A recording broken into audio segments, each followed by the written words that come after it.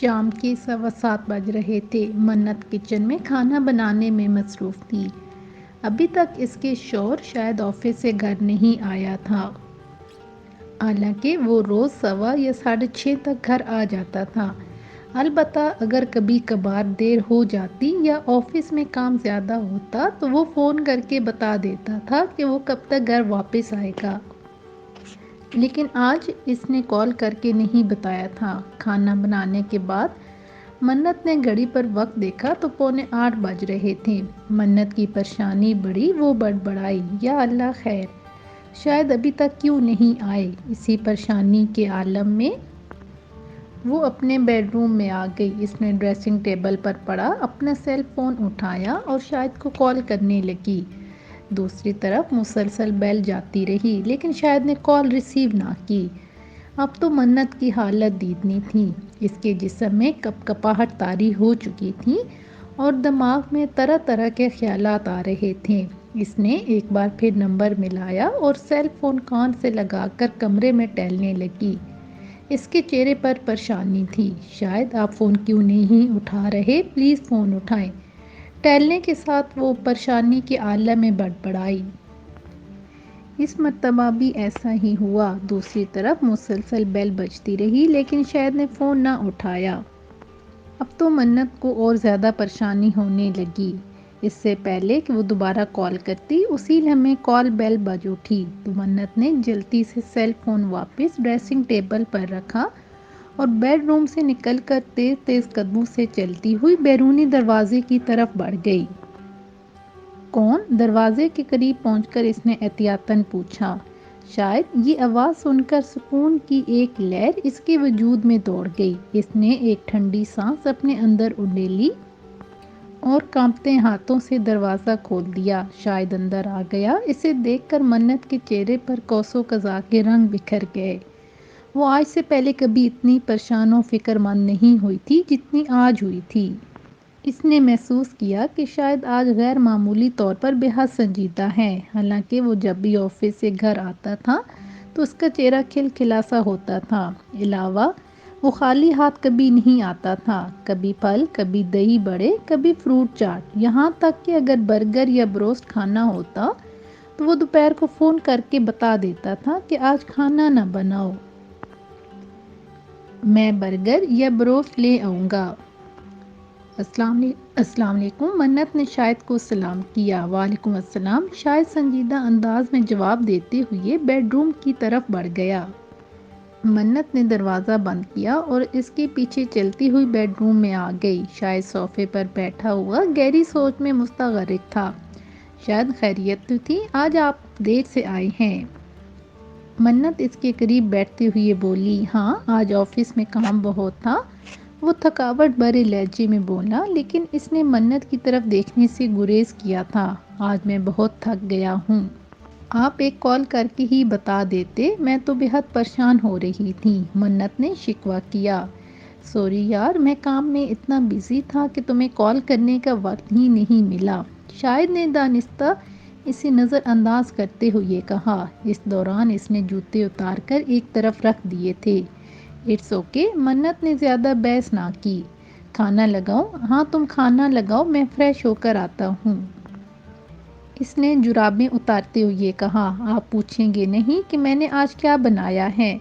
وہ صوفے سے اٹھنے لگا تو منت نے کہا، تم نے یقیناً میری پسند کی چیز بنائی ہوگی۔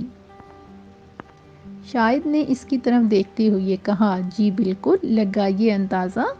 منت پر غور نظروں سے شاہد کو دیکھتے ہوئے اشتیاق بھرے لہجے میں مستفسر ہوئی۔ فی الحال اتنی تھکاوٹ ہے کہ اندازہ لگانے کا موڈ نہیں ہے، شاہد نے تاہٹ بھرے لہجے میں کہا۔ جب ٹیبل پر پہنچو تو پتہ چل جائے گا کہ تم نے آج میری پسند کا کیا بنایا ہے۔ تم کھانا لگاؤ، میں آتا ہوں۔ کہتے ساتھ ہی وہ چپل پہن کر واش روم میں چلا گیا، جبکہ منت الجھ کر اس کے لہجے اور رویے کے بارے میں سوچنے لگی۔ آج اس کے انداز و لہجے میں وہ ولہانہ پن نہیں تھا جو روز ہوتا تھا۔ منت چند روز سے محسوس کر رہی تھی کہ شاید اب اس سے زیادہ بات کرتا ہے اور نہ اسے باہر گھمانے پھرانے لے جاتا ہے۔ وہ جب بھی اسے باہر جانے کا کہتی تو وہ ٹال مٹول سے کام لیتا تھا اور ٹو دی پوائنٹ بات کرتا تھا۔ منت یہی سمجھی تھی کہ شاید اسے اگنور کر رہا تھا، جیسا اب بھی محسوس ہوا تھا۔ کرب کی شدید لہر اس کے پورے وجود میں سرایت کر گئی۔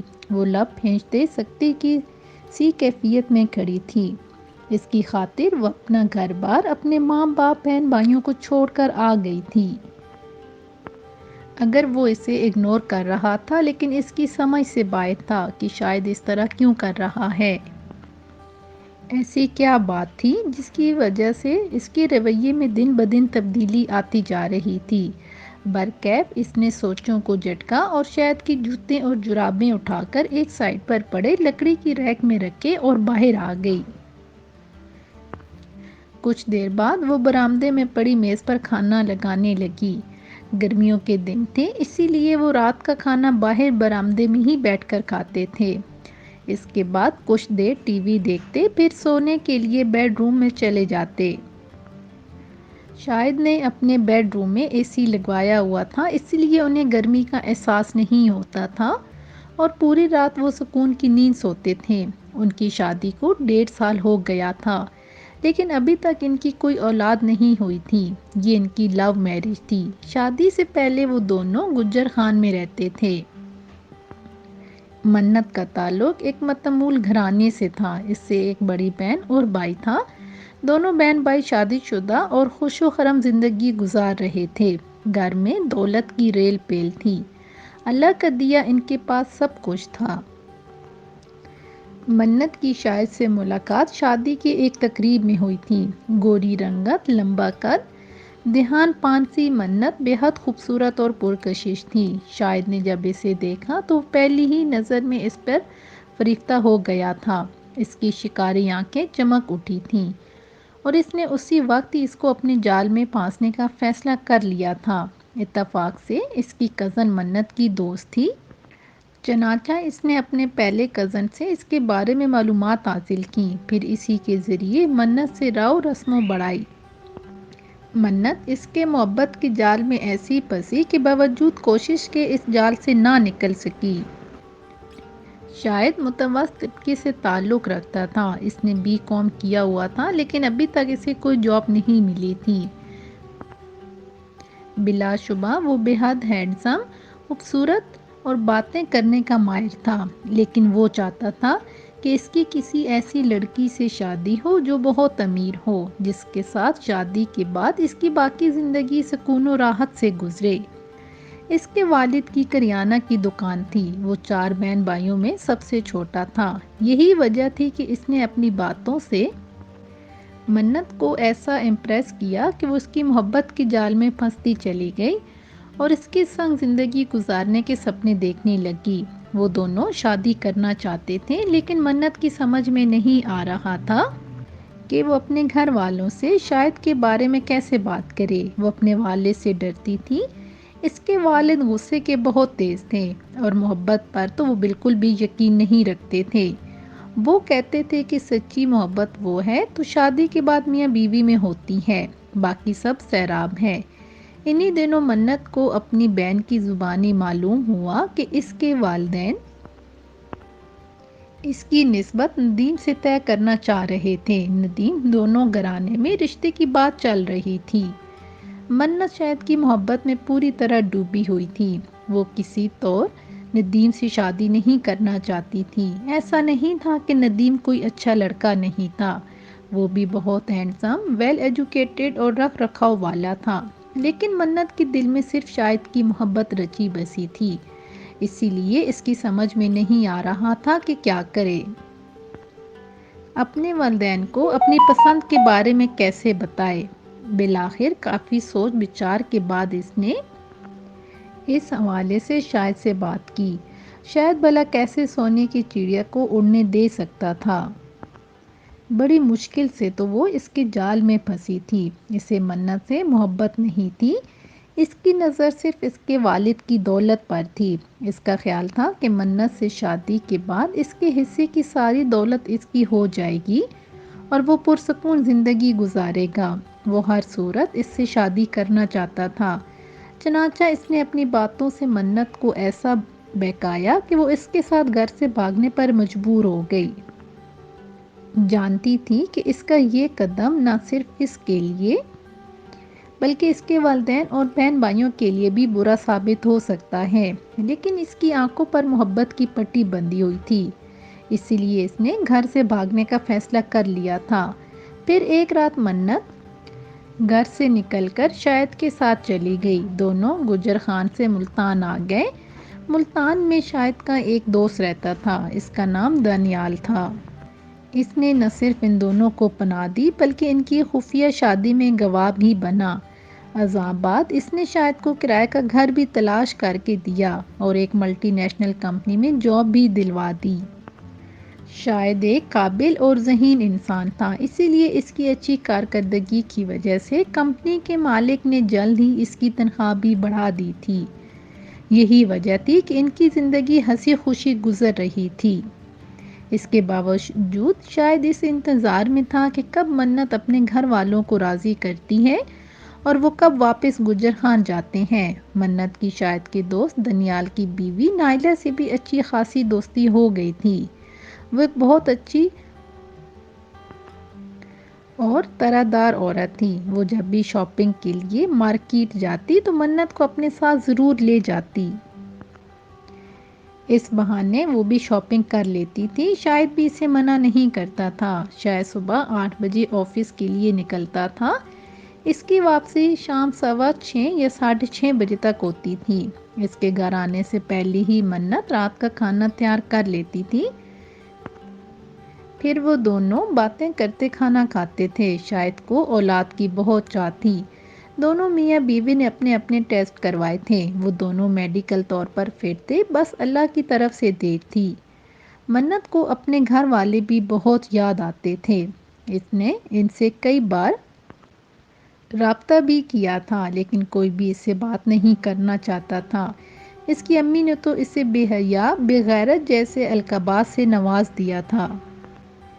اس کے ابو نے یہاں تک کہہ دیا تھا کہ تم ہمارے لیے مر چکی ہو، تم نے ہمیں سر اٹھانے کے قابل نہیں چھوڑا، ہمارا تم سے کوئی رشتہ نہیں ہے، آئندہ کبھی ہمیں فون کرنے کی کوشش نہ کرنا۔ اس روز کے بعد منت کو اپنے گھر دوبارہ فون کرنے کی جرأت نہ ہوئی تھی۔ اب بھی کوئی دن ایسا نہ گزرتا تھا جب وہ اپنے والدین کو یاد نہ کرتی ہو۔ کبھی کبھی وہ پچھتاتی بھی تھی کہ وہ شاید کی باتوں میں آ کر کیوں بہک گئی تھی کہ گھر سے نکلنے جیسا بڑا قدم اٹھانے پر مجبور ہو گئی تھی۔ کاش وہ ایسا نہ کرتی، وہ اپنے ماں باپ کی عزت خاک میں نہ ملاتی۔ لیکن جو ہونا تھا وہ ہو چکا تھا، اب کیا فائدہ تھا؟ جب لڑکی اپنے گھر سے بھاگ جاتی ہے تو اس کے گھر والوں کو کس قدر شرمندگی اور طعنوں کا سامنا کرنا پڑتا ہے، وہ ان سب سے نہ بل تھی۔ اگلے روز بھی شاید دفتر سے لیٹ گھر آیا تھا۔ اس روز بھی اس نے منت کو فون کر کے دیر سے آنے کا نہیں بتایا تھا۔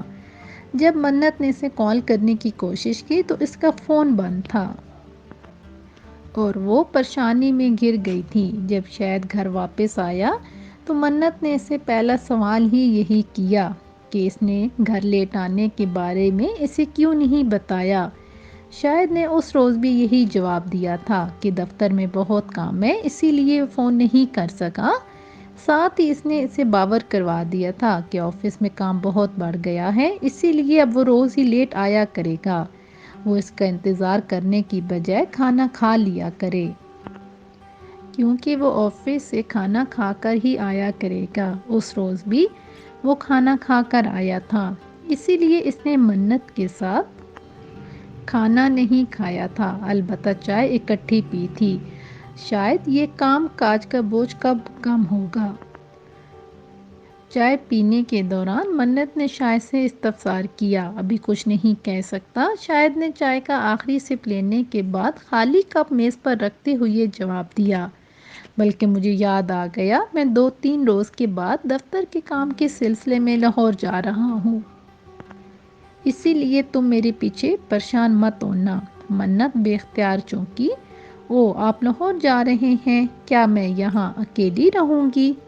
پریشان کیوں ہوتی ہو؟ شاہد نے کہا، میں دانیال سے بات کروں گا، نائلہ بھابھی یہاں آتی رہیں گی۔ میں دنیال سے ریکویسٹ کروں گا کہ جب تک میں واپس نہیں آؤں گا وہ یہیں رہیں۔ آپ کتنے دنوں کے لیے لاہور جا رہے ہیں؟ منت نے کپ میز پر رکھ کر پوچھا۔ اس کے لہجے میں تشویش، اداسی اور پریشانی کے ملے جلے تاثرات تھے۔ شاید 2 ہفتے لگ جائیں، اس نے اندازاً بتایا تو منت نے ہونٹ پینچ لیے۔ 2 ہفتے؟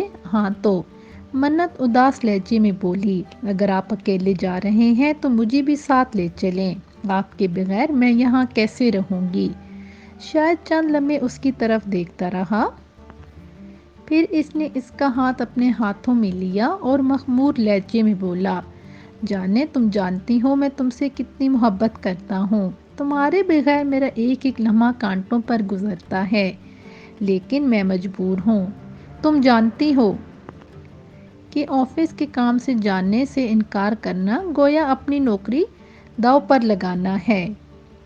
اتنی اچھی جاب بار بار نہیں ملتی۔ اگر میں واقعی اکیلا جا رہا ہوتا تو میں تمہیں اپنے ساتھ ضرور لے جاتا۔ میرے ساتھ آفس کے 4 لوگ جا رہے ہیں، تم فکر مت کرو، میں تمہیں روز فون کرتا رہوں گا۔ پھر نیلا بھابھی بھی تو ہوں گی، تمہارا دل بہلا رہے گا۔ لیکن میرا دل آپ کے بغیر نہیں لگے گا، وہ لگاوٹ سے بولی۔ آپ پلیز آفس والوں کو منع کر دیں۔ کیا ہو گیا ہے یار؟ شاہد جلاہٹ بھرے لہجے میں بولا، لگتا ہے تم مجھے نوکری سے برخاست کروانا چاہتی ہو۔ کون سا میں ہمیشہ کے لیے لاہور جا رہا ہوں؟ صرف 2 ہفتوں کی ہی تو بات ہے، پلیز سمجھو میری بات۔ منت کے دل میں بے چینی پیدا ہو گئی۔ شاید کا 2 ہفتوں کے لیے دور جانا اسے سہانے روح لگ رہا تھا، لیکن وہ جانتی تھی کہ ورکر کو آفس کے کام سے دوسرے شہروں میں جانا پڑتا تھا، ورنہ جاب داؤ پر لگ جاتی تھی۔ چونکہ وہ بھی جاب کر چکی تھی، اسی لیے یہ بات سمجھتی تھی۔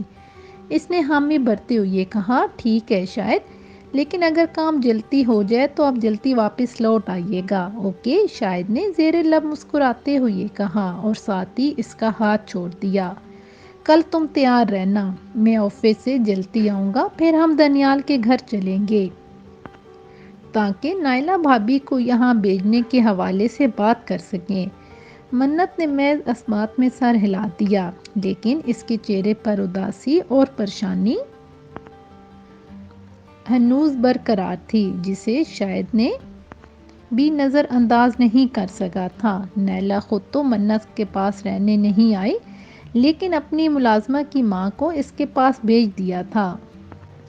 اس کا نام سکینہ تھا اور اس کی عمر 50 کے لگ بھگ تھی۔ وہ باہر کے سارے کام کر دیا کرتی تھی، جبکہ گھر کی صفائی ستھرائی اور کھانا پکانے کا کام منت خود کرتی تھی۔ منت نے کبھی سکینہ سے ملازموں والا برتاؤ نہیں کیا تھا، وہ اسے گھر کا ایک فرد ہی سمجھتی تھی، اپنے ساتھ ایک ہی ٹیبل پر بٹھا کر کھانا کھلاتی تھی۔ سکینہ بھی اس کے رویے پر بہت خوش تھی اور اٹھتے بیٹھتے اسے دعاؤں سے نوازتی تھی کہ اللہ اس کی جلد گود ہری کر دے۔ شاید منت کو 2 ہفتوں کے لیے لاہور جانے کا کر گیا تھا، لیکن اسے لاہور گئے 3 ہفتے ہو گئے تھے۔ اس دوران اس سے اس کا منت سے 2 یا 3 مرتبہ ہی رابطہ ہوا تھا۔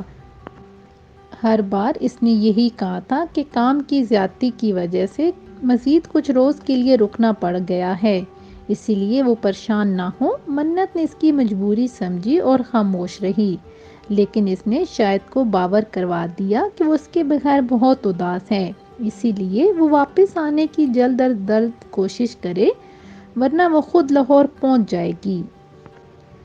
اس روز بھی جب منت کی شاہد سے بات ہوئی تو اس نے پہلے والی بات کی کہ اگر وہ واپس نہ آئے تو وہ خود لاہور پہنچ جائے گی۔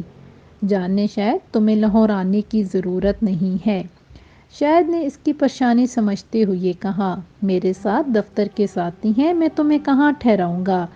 پلیز میری پوزیشن سمجھنے کی کوشش کرو۔ اوکے، نہیں آتی میں لاہور، منت زیر لب مسکرائی۔ شاہد کو تنگ کر کے اسے مزہ آتا تھا، لیکن اب آپ مجھے حتمی بتائیں کہ آپ واپس کب آئیں گے؟ حتمی طور پر کچھ نہیں کہہ سکتا، شاہد نے جواباً کہا، لیکن وعدہ ہے کہ جیسے ہی کام ختم ہوا میں واپسی کی ٹکٹ کروا کر نکل پڑوں گا۔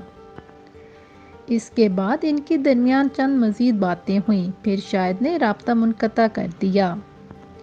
دوسرے روز صبح 7 بجے منت نے شاہد کو کال کی تو اس کا نمبر بند جا رہا تھا۔ اس نے سوچا کہ وہ بھی سو رہا ہوگا، خود کو تسلی دے کر وہ مطمئن ہو گئی۔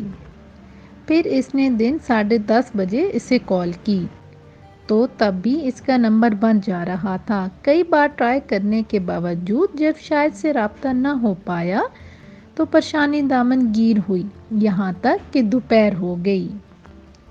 اللہ خیر کرے، وہ فون میز پر رکھ کر بڑبڑائی۔ سکینہ بھی قریب بیٹھی سبزی کاٹ رہی تھی۔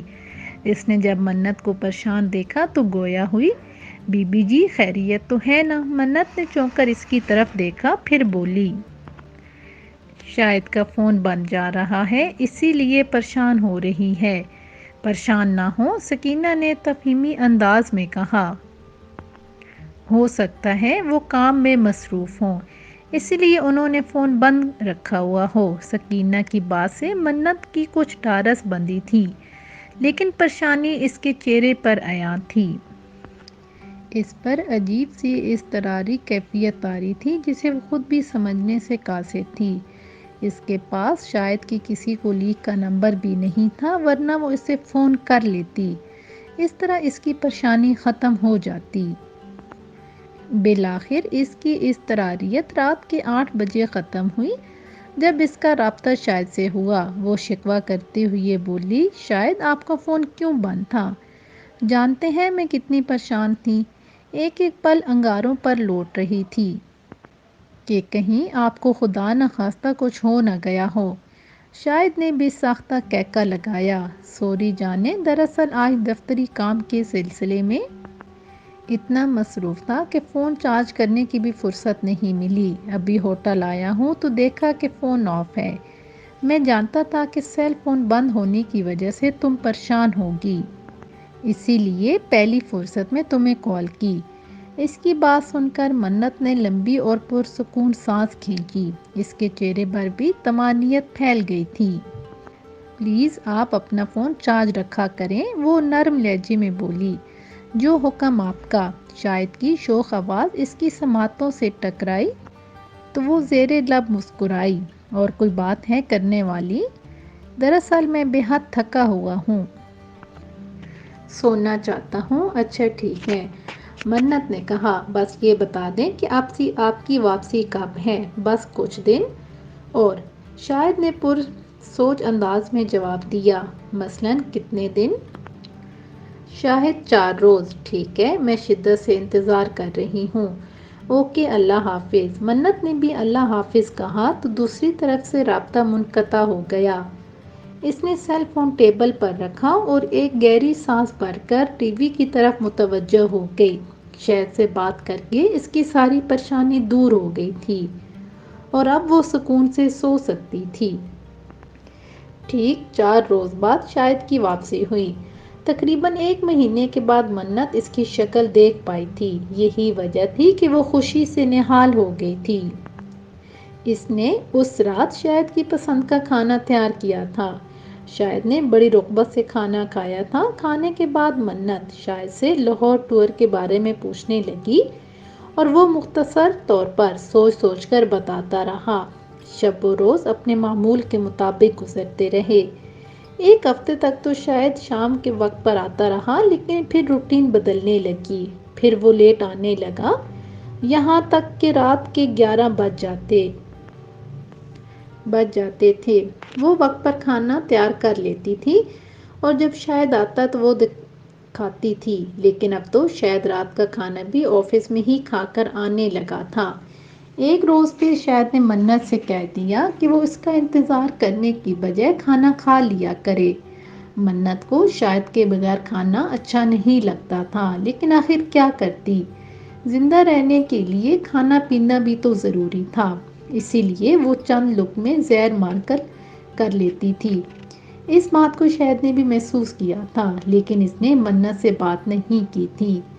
اس کا انداز ایسا تھا جیسے اسے پرواہ ہی نہ ہو کہ منت کھانا کھاتی بھی ہے یا نہیں، اگر کھاتی ہے تو کم کیوں کھاتی ہے۔ یہ چند روز قبل کی بات تھی۔ اس روز شاید آفس سے گھر جلدی آ گیا تھا۔ آتے ہی اس نے منت سے کہا، منت میرا سوٹ کیس تیار کر دو، کیا آپ کہیں جا رہی ہیں؟ منت کو حیرت ہوئی۔ ہاں، اس نے سر کو جنبش دیتے ہوئے جواب دیا، آج پھر مجھے آفس کے کام کے سلسلے میں لاہور جانا ہے، اسی لیے آج گھر جلدی آیا ہوں۔ کیا؟ منت نے ہونٹ کھینچ لیے۔ میں جانتا ہوں تمہیں یہ سن کر افسوس ہوا ہے، تم مجھ سے دوری برداشت نہیں کر سکتی۔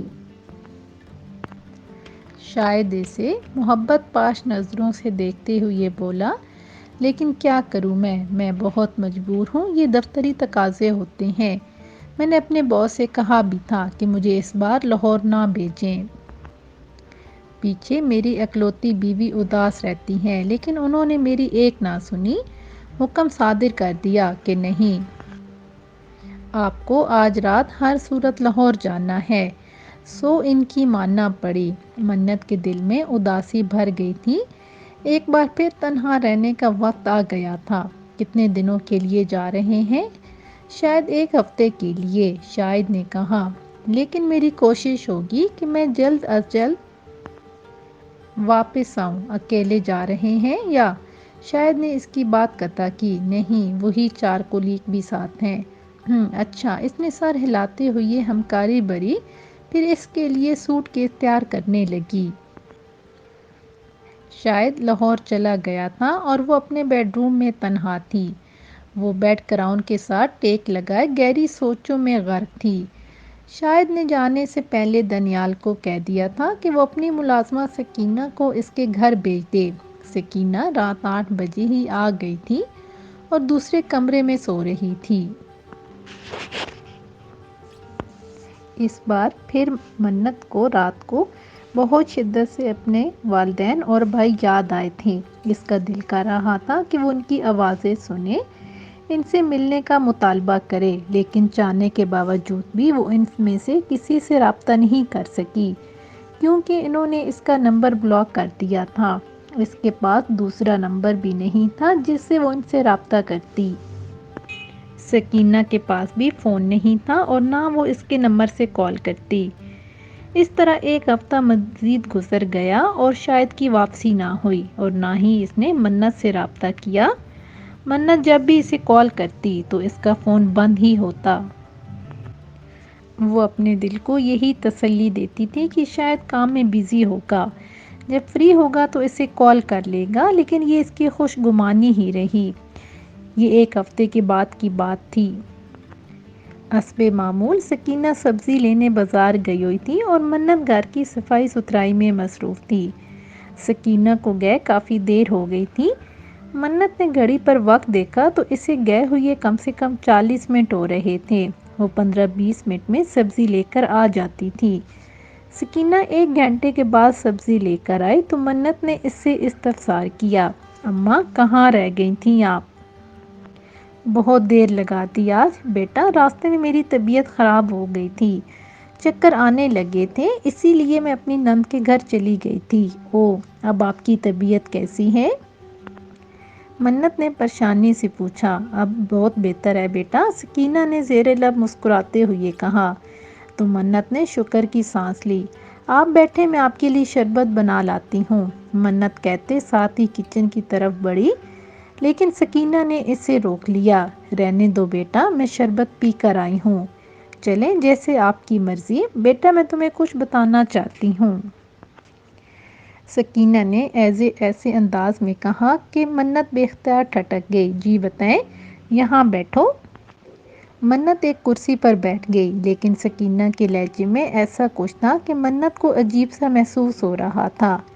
اسے کسی انہونی کا احساس ہوا تھا۔ بیٹا آج میں نے تمہارے شوہر کو دیکھا ہے، سکینہ نے کہا تو منت بے اختیار چونک پڑی۔ شاہد کو؟ ہاں بیٹا، سکینہ نے اس بات میں گردن ہلائی۔ میں نے شاہد کو دیکھا ہے، کب، کہاں؟ منت نے بے ساختہ پوچھا۔ وہ ایک کار میں بیٹھا تھا، سکینہ نے ٹھہرے ہوئے لہجے میں کہا، اس کے ساتھ ایک لڑکی بھی تھی۔ لڑکی؟ منت بے ساختہ بولی۔ اس کے دل میں وسوسوں سے پیدا ہوئے اور آنکھیں بھی پھیلتی چلی گئیں۔ ہاں بیٹا، تم نے صحیح سنا، سکینہ نے کہا۔ شاہد کے ساتھ ایک لڑکی تھی اور دونوں ہنس ہنس کر باتیں کر رہے تھے۔ منت کو یوں محسوس ہو رہا تھا جیسے سکینہ کی آواز اسے گہرے کنویں سے سنائی دے رہی ہو۔ اسے اپنے اندر ٹوٹ پھوٹ محسوس ہو رہی تھی۔ وہ دل گرفتگی سے بولی، یہ کیسے ہو سکتا ہے اماں؟ وہ تو لاہور میں ہے۔ آپ کو یقیناً غلط فہمی ہوگی۔ نہیں بیٹا، مجھے کوئی غلط فہمی نہیں ہوئی۔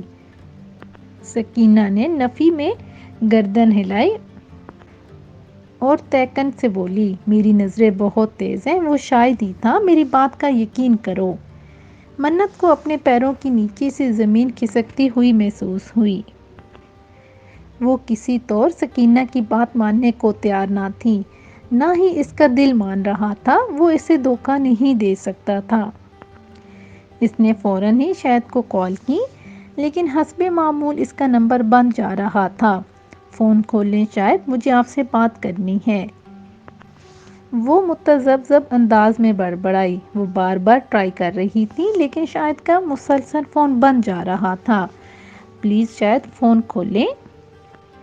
مجھے وضاحت دیں، وہ لڑکی کون ہے؟ وہ روحانسی ہو رہی تھی۔ بیٹا، تبھی سکینہ نے مداخلت کی، ہو سکتا ہے وہ شاید بیٹی کی کوئی کزن ہو۔ نہیں اماں، منت ترنت بولی، وہ شاید کی کزن نہیں ہو سکتی، کیونکہ اس شہر میں ان کا کوئی رشتہ دار نہیں رہتا۔ فرض کریں اگر ان کا کوئی رشتہ دار ہوتا بھی تو انہوں نے مجھ سے یہ جھوٹ کیوں بولا کہ وہ لاہور جا رہے ہیں؟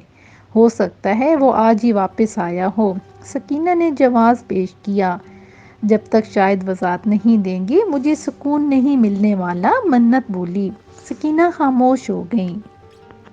اس دوران وہ شاہد کو بھی کال کرتی رہی تھی اور بالآخر اس سے رابطہ ہو ہی گیا۔ شاید آپ کہاں ہیں؟ وہ جلدی سے بولی کہ مبادا شاید فون ہی بند نہ کر دیں۔ ارے ارے، کیا ہو گیا ہے؟ دوسری طرف سے شاہد کی پریشان کن آواز اس کی سماعتوں سے ٹکرائی۔ خیریت تو ہے نا منت؟ آپ بتائیں، آپ اس وقت کہاں ہیں؟ تمہیں معلوم تو ہے کہ میں کہاں ہوں۔ نہیں، مجھے نہیں معلوم۔ ارے میں لاہور میں ہوں۔ اس کی حیرت میں ڈوبی آواز سنائی دی۔ کتنی سواری سے وہ جھوٹ بول رہا تھا؟ کیا آپ سچ کہہ رہے ہیں؟ وہ ضبط سے بولی۔ ہاں بالکل، شاہد نے جواباً کہا، لیکن تم تھانے داروں کی طرح تفتیش کیوں کر رہی ہو؟ کیا کچھ ہوا ہے؟ تھوڑی دیر پہلے آپ جس لڑکی کے ساتھ تھے وہ کون ہے؟ وہ بڑی مشکل سے بولی۔ اسے لگ رہا تھا جیسے اس کے حلق میں گریں پڑ رہی ہیں۔ کیا مطلب؟ میں سمجھا نہیں۔ شاہد کی چونکتی ہوئی آواز سنائی دی۔ تم کس لڑکی کی بات کر رہی ہو؟ یہ تو آپ ہی بتائیں گے۔ اچھا سنو، میں ملتان پہنچ چکا ہوں، شام تک گھر آؤں گا تو بات کریں گے۔ اس نے یکدم پینترا بدلنے پر منت کو یقین ہو گیا کہ شاہد کے ساتھ واقعی کوئی لڑکی تھی۔ اس سے پہلے کہ وہ کچھ کہتی کال منقطع کر دی گئی۔ وہ ہیلو ہیلو کرتی رہ گئی تھی۔ سکینہ خاموشی سے اٹھ کر باہر چلی گئی تھی۔ منت دب سے بیڈ پر بیٹھ گئی۔ کب سے رکے آنسوؤں کو بہنے کا راستہ مل گیا، لیکن رونے کے باوجود جب دل کا بوجھ ہلکا نہ ہوا تو اس نے نائلہ کو کال کی۔ رابطہ ہوتے ہی جب اس نے نائلہ کو سکینہ کی بات بتائی تو وہ ٹھنڈے سانس لیتے ہوئے بولی، سکینہ ٹھیک کہہ رہی ہے منت، شاہد نے دوسری شادی کر لی ہے۔ کیا؟ منت کو اپنے جسم سے جان نکلتی ہوئی محسوس ہوئی۔ کیا کہہ رہی ہو تم فون رکھو، میں تمہارے پاس آ رہی ہوں، پھر ساری بات بتاتی ہوں۔ فون بند ہونے کے بعد منت کافی دیر سکتے کے عالم میں بیٹھی رہی۔ اس کے حواس جیسے اس کا ساتھ چھوڑ چکے تھے۔ سکینہ نے کمرے میں آ کر اس سے کیا کہا تھا اس سے سنائی نہیں دیا تھا۔ کچھ ہی دیر کے بعد نائلہ آ گئی۔ اس نے منت کی حالت دیکھی تو اس کا دل کٹ کر رہ گیا۔ منت، جو ہونا تھا ہو چکا، خود کو سنبھالو، نائلہ نے اسے سمجھایا۔ بھابھی، یہ کیا کر دیا شاہد نے؟ وہ روحانسی آواز میں بولی، اس نے میرے ساتھ دھوکہ کیا ہے۔ میں نے اس کی خاطر گھر بار چھوڑا، اپنے والدین بھائیوں کی ناراضی مول لی، زمانے کی نظروں میں خود کو گرایا، لیکن لیکن شاید کہتے ساتھ ہی وہ پھوٹ پھوٹ کر رونے لگی۔ اس لمحے نائلہ کو بھی شاہد پر بے حد غصہ آیا۔ اس نے منت کو اپنے ساتھ لگایا اور اسے تسلی دینے لگی۔ مجھے دانیال نے سب بتا دیا ہے کہ تم دونوں نے گھر سے بھاگ کر شادی کی ہے۔ منت، گھر سے بھاگ کر رشتے نہیں بنائے جاتے۔ ایسے رشتے کبھی پائیدار اور انمول نہیں ہوتے۔ ایسے اقدام اٹھانے سے پچھتاوے کے علاوہ کچھ نہیں ملتا۔ یہاں تک کہ والدین اور بہن بھائیوں سے بھی رشتے ناطے ٹوٹ جاتے ہیں۔ تم ٹھیک کہہ رہی ہو۔ منت دل گرفتگی سے بولی۔ اس کی آنکھوں سے آنسو رواں تھے۔ شاہد نے واقعی منت کو دھوکے میں رکھا تھا کہ وہ لاہور جا رہا ہے۔ اس نے آفس میں یہ بہانہ بنا کر چھٹیاں لی تھیں کہ اس کے والد کی طبیعت خراب ہو گئی ہے اور اسے اچانک سے راولپنڈی جانا پڑ گیا ہے۔ نکاح سے ایک ہفتہ پہلے ہی ماہین نے جاب چھوڑ دی تھی۔ ماہین اس کی کولیگ تھی اور آفس میں ہی ان دونوں کی ایک دوسرے سے محبت ہوئی تھی۔ وہ طلاق یافتہ تھی۔ وہ امیر زادی اور والدین کی اکلوتی بیٹی تھی۔ اس کے والدین کو بھی دونوں کے رشتے پر کوئی اعتراض نہیں تھا، اسی لیے سادگی سے ان کا نکاح کر دیا گیا۔ وہ ہنی مون منانے مری گئے تھے اور 2 روز پہلے ہی ان کی واپسی ہوئی تھی۔ ایک مارکیٹ میں دانیال نے انہیں دیکھ لیا تھا۔ اس نے شاہد سے ماہین سے متعلق استفسار کیا تو اس نے سچ اگل دیا اور ساتھ ہی یہ درخواست بھی کی کہ وہ اس سلسلے میں منت کو کچھ نہ بتائے۔ عورتوں کے بارے میں مشہور ہے کہ عورتیں پیٹ کی ہلکی ہوتی ہیں، وہ راز کو راز نہیں رکھ سکتی، کسی نہ کسی موقع پر کسی اور کو راز بتا دیتی ہیں۔ لیکن یہاں دانیال پیٹ کا ہلکا ثابت ہوا تھا۔ اس نے شاہد سے وعدہ توڑ لیا تھا لیکن اپنے وعدے پر قائم نہ رہ سکا اور اس نے نائلہ کو بتا دیا۔ نائلہ کو یقین ہی نہیں آیا تھا لیکن سوائے افسوس کے وہ کیا کر سکتی تھی۔ منت نائلہ سے الگ ہوئی۔ اس کی آنکھوں سے آنسو رواں تھے۔ وہ نمناک لہجے میں بولی، بابی، شاہد نے تو مجھ سے ساری زندگی ایک ساتھ جینے اور ایک ساتھ مرنے کے وعدے کیے تھے، پھر ان وعدوں کا کیا ہوا؟ مجھے افسوس ہے کہ تم نے شاہد پر اعتبار کیا۔ نائلہ کفے افسوس ملتی ہوئی بولی، مرد وفا نہیں کرتے، زندگی کے کسی نہ کسی موڑ پر بے وفائی کر جاتے ہیں۔ کوئی خوبصورت اور امیر لڑکی دیکھی، بس اس پر لٹو ہو گئے۔ کیا دانیال بھائی بھی بے وفا ہیں؟ منت نے استفسار کیا۔ میں سارے مردوں کی بات نہیں کر رہی، نائلہ نے تصحیح کی۔ ایسے بھی مرد موجود ہیں جو اپنے وعدے کے پکے اور باوفا ہوتے ہیں، لیکن وہ نمک میں آٹے کے برابر ہوتے ہیں۔ اب میں کیا کروں بابی؟ صبر، مجھ سے صبر نہیں ہوگا بابی۔ تو پھر کیا کرو گی؟ میں شاید سے فائنل بات کروں گی۔ منت فیصلہ کن لہجے میں بولی تو نائلہ نے ہونٹ پینچ لیے۔ وہ جانتی تھی کہ عورت ہر دکھ ہم برداشت کر سکتی ہے لیکن سوکن برداشت نہیں کر سکتی۔ وہ بہت حوصلہ مند عورتیں ہوتی ہیں جو سوکن کو برداشت کر لیتی ہیں، لیکن اتنا حوصلہ منت میں نہیں تھا۔ شام کو شاید گھر آیا تو منت کے چہرے کے تاثرات دیکھ کر سمجھ گیا کہ اسے اس کی دوسری شادی کے بارے میں معلوم ہو گیا ہے۔ اسے کوئی شرمندگی یا پریشانی نہیں تھی، وہ تو شاید اس وقت کو پچھتا رہا تھا جب اس نے منت سے شادی کی تھی۔ اس نے کیا سوچا تھا اور اس کے ساتھ کیا ہوا تھا؟ منت شاید اس کی خاطر شادی کی تھی۔ میرا خیال تھا ہماری شادی کے بعد نہ صرف تمہارے گھر والے راضی ہو جائیں گے بلکہ تمہارے حصے کی دولت تمہیں دیں گے اور میں اس دولت سے کوئی اچھا سا بزنس کروں گا، لیکن افسوس سب کچھ الٹا ہوا ہے۔ نہ تمہارے گھر والوں نے ہماری شادی کو قبول کیا اور نہ ہی تمہیں تمہاری دولت ملی، اور نہ میں تمہاری خاطر یوں دھکے کھانے پر مجبور ہو گیا۔ ٹکے ٹکے کے آدمی کی باتیں سننی پڑتی تھی مجھے، جو مجھ سے برداشت نہیں ہوتی تھیں۔ منت گنگ سی کھڑی شاہد کو دیکھتی رہ گئی۔ اس کے دماغ میں دھماکے ہو رہے تھے۔ اس نے شاہد کی باتوں سے یہی نتیجہ اخذ کیا تھا کہ اس سے کوئی محبت نہیں تھی۔ کیا آپ نے صرف میری دولت کے لیے مجھ سے شادی کی تھی؟ منت کو یقین نہیں آ رہا تھا۔ ہاں، شاہد نے اطمینان سے جواب دیا تو منت صوفے پر گرنے والے انداز میں بیٹھ گئی۔ اسے اپنا سر چکراتا ہوا محسوس ہو رہا تھا۔ شاید مزید بول رہا تھا، جانتی ہوں تم میری دوسری بیوی ہو، تم سے پہلے میں نے ایک امیر لڑکی سے شادی کی تھی، لیکن وہ امیر نہیں تھی۔ اس نے اپنی امیری کا دکھاوا کیا تھا۔ میں نے اسے بھی چھوڑ دیا۔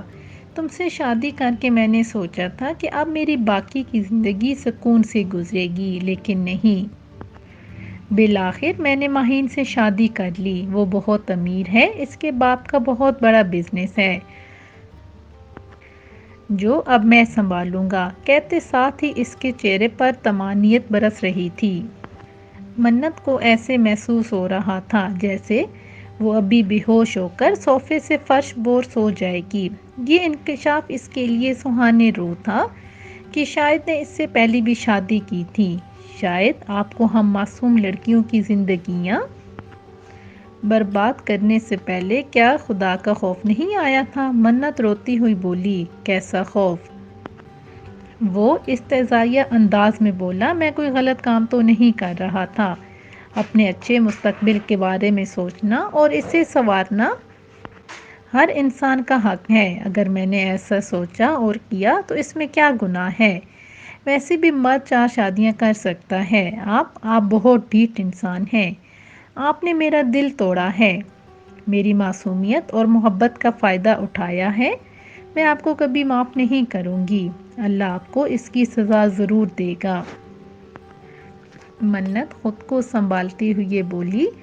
اس نے دونوں ہاتھوں سے بے دردی سے آنکھوں سے نکلنے والے آنسو پونچھے تھے۔ بکواس بند کرو منت۔ یکدم شاہد کو غصہ آ گیا۔ مجھے مجبور نہ کرو کہ میں تم پر ہاتھ اٹھا لوں۔ مرد کا تو کام ہی یہی ہے، وہ ترنت بولی۔ جب کچھ سمجھ میں نہیں آتا تو بیوی پر ہاتھ اٹھا دیتا ہے۔ اگر آپ مجھے مارنا چاہتے ہیں تو مار لیں، لیکن میں پھر بھی کہہ رہی ہوں میں آپ کو کبھی معاف نہیں کروں گی۔ میری بد دعا ہے کہ آپ نے جو میرے ساتھ کیا ہے کسی اور لڑکی کے ساتھ کیا ہے۔ اللہ آپ کو اس کی ضرور سزا دے۔ شاہد کے ضبط کا پیمانہ لبریز ہو گیا تھا۔ منت کی باتیں اسے طیش دلا رہی تھیں، لیکن اس نے خود پر کنٹرول رکھا اور عالم ضبط میں بولا، تم جو کچھ کہنا چاہتی ہو کہہ لو، میں اب تم پر فیصلہ چھوڑ رہا ہوں۔ اگر تم میرے نکاح میں رہنا چاہتی ہو تو بتا دو، ورنہ میں تمہیں آزاد کرنے کے لیے تیار ہوں۔ مجھے آپ کے ساتھ نہیں رہنا۔ منت فیصلہ کن لہجے میں بولی، آپ نے میرے ساتھ دھوکہ کیا ہے اور میں آپ کے اس دھوکے باز انسان کے ساتھ زندگی نہیں گزارنا چاہتی۔ یعنی تم طلاق لینا چاہتی ہو؟ ہاں، مجھے طلاق چاہیے۔ اچھی طرح سے سوچ لو منت۔ شاہد ڈٹھائی سے بولا، میں نے اچھی طرح سوچ لیا ہے۔ منت نے ٹھوس لہجے میں کہا، طلاق لے کر تم کہاں جاؤ گی؟ اس نے استفہامیہ لہجے میں دریافت کیا۔ اگر گھر جاؤ گی تو تمہارے والدین تمہیں قبول نہیں کریں گے۔ جانتی تو ہو تم کہ تم گھر سے بھاگ کے ہوئی لڑکی ہو، اسی لیے میرا خیال ہے کہ سوچ لیا ہے۔ منت نے اس کی بات مکمل نہ ہونے دی۔ میں نے آپ کے ساتھ گھر سے بھاگ کر بہت بڑا قدم اٹھایا ہے۔ کاش میں آپ کی باتوں میں نہ آتی۔ آپ بس مجھے طلاق دیں اور میری جان چھوڑ دیں۔ کہتے ساتھ ہی اس نے شاہد کے آگے ہاتھ بھی جوڑ دیے۔ ٹھیک ہے، جیسے تمہاری مرضی۔ شاہد نے طویل سانس لیتے ہوئے کہا، میں تو چاہتا تھا کہ تم بھی میرے ساتھ رہو، لیکن تم تیار نہیں ہو۔ میں تمہیں چھوڑ دیتا ہوں۔ منت کو طلاق دینے کے بعد شاہد وہاں سے چلایا۔ اس موقع پر اسے نائلہ اور دانیال نے سہارا دیا تھا۔ وہ اسے اپنے ساتھ اپنے گھر لے گئے تھے۔